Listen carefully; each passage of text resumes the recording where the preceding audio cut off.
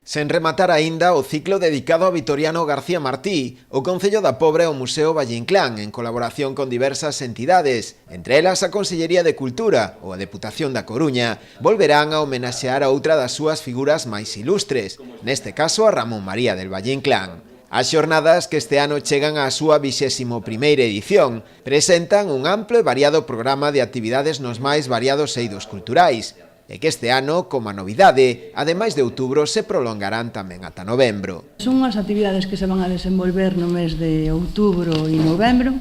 e que se convocan con carácter anual cada ano e con carácter tamén nunha temática totalmente valleinclaniana. Estamos entre o 23 de outubro e o 30 de novembro, é dicir, 2 meses completos con actividades sobre todo centradas nas fins de semana.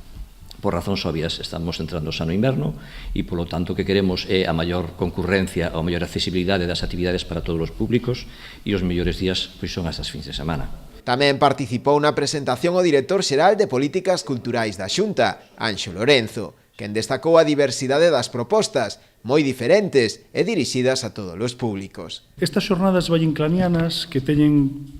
aquí na Pobra tamén este ano en Vilanova de Arousa vai haber unha programación específica, pero no tocante as da Pobra eu destacaría a diversidade de propostas que acaban de ser comentadas pola concelleira e tamén polo director do museo.